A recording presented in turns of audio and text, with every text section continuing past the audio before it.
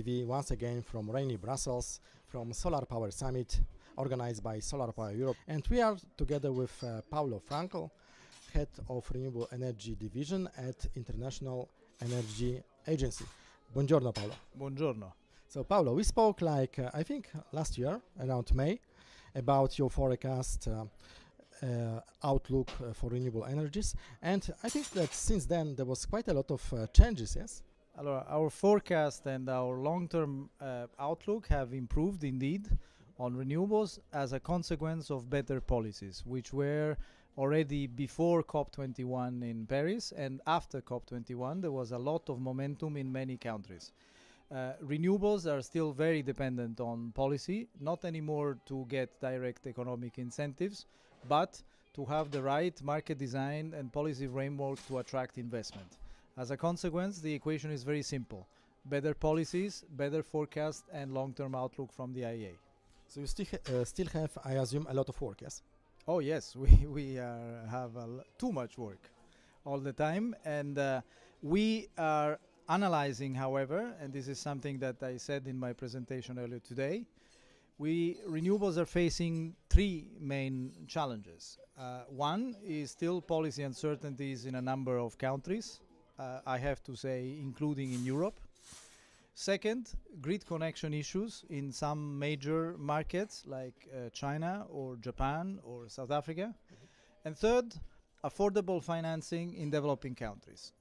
There is a lot potential in developing countries, but the cost of capital is a major problem, and those countries face big difficulties in having an affordable cost of capital and therefore affordable renewables. These are the three challenges, the three main challenges for renewables today.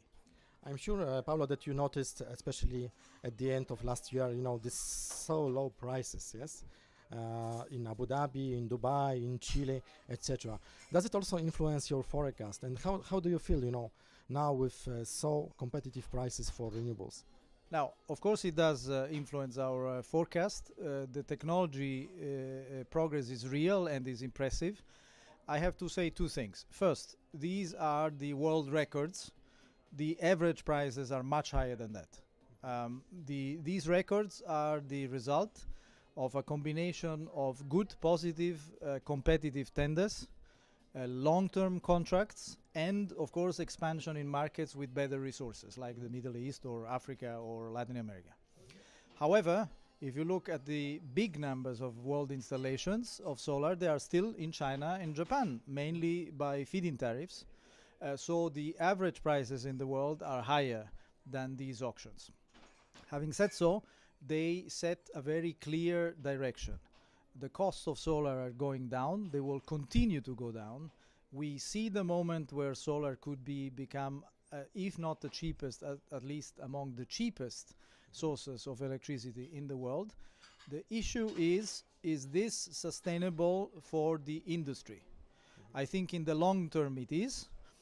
In short, medium term, some companies will have some difficulties. We heard this morning, the industry itself expect a new wave of consolidation, and there will be certainly winners and losers in this. Overall, this is not new to industry. All the industrial sectors had gone through this. Is actually a positive thing.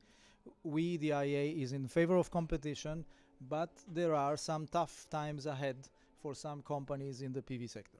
So, as we are at the beginning of 2017, what will be the most fascinating, in your opinion, kind of changes, kind of milestones during this year? In Europe or outside? In Europe, but also outside, yeah. But for renewables, of course, yes. Allora, in Europe, we have two very important elections coming in France and Germany.